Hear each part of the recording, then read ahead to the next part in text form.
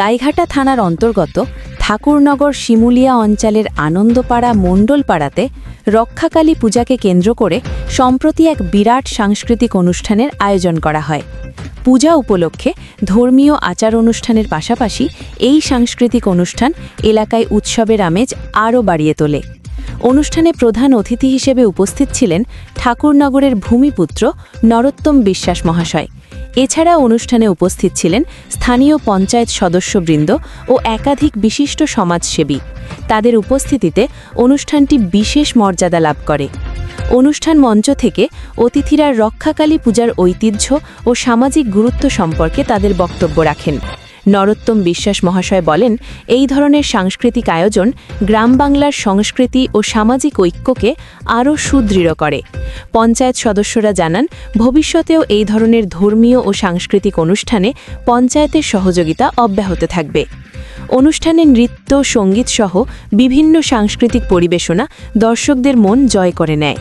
শান্তিপূর্ণ ও সুশৃঙ্খলভাবে অনুষ্ঠান সম্পন্ন হওয়ায় আয়োজক কমিটি ও এলাকাবাসীর পক্ষ থেকে সন্তোষ প্রকাশ করা হয়। রক্ষাকালী পুজো এই উদ্দেশ্যে আপনি সাংস্কৃতিক অনুষ্ঠানে আসছেন, এই উদ্দেশ্যে সমাজকে কি বার্তা দিতে চাইছেন?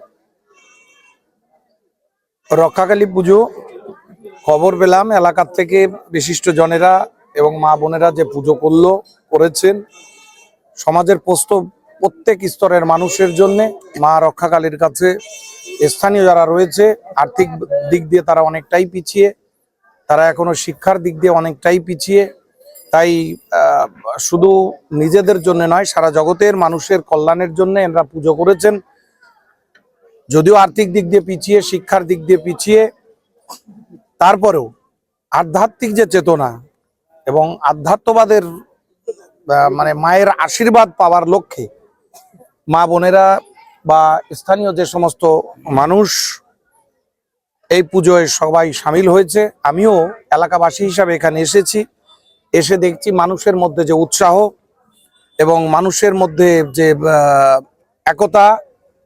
এবং আমি সারা বিশ্বকে এখান থেকে বলতে চাই, যত মানুষ আছে যারা মায়ের আরাধনা করে, যারা এই জগতে, সমস্ত মায়ের ভক্তদের উদ্দেশ্যে বলবো যে যেমন আজকে এরা পুজো করছে কিন্তু কিছু পাওয়ার আশায়, ওনাদের কাছে মনে হয়েছে মা রক্ষাকালীকে আমরা পুজো করলে এই এলাকার মানুষ সর্বদিক দিয়ে এগিয়ে ভালো হবে।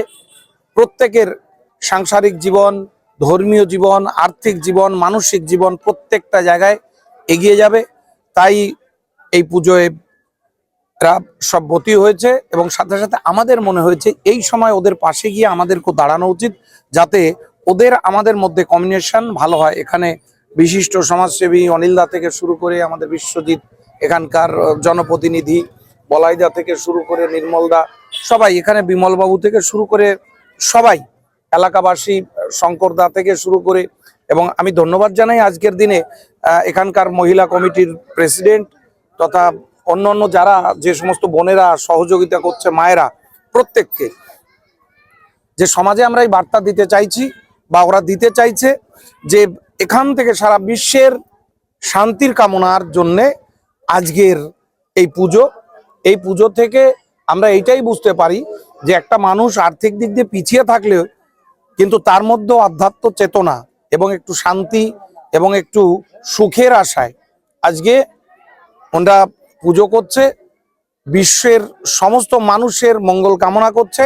মায়ের কাছে আমাদের একই প্রার্থনা, আমিও মায়ের কাছে প্রার্থনা করি যে আশায় ওরা পুজো করছে, মা দুহাত ভরে ওনাদেরকে আশীর্বাদ করুক।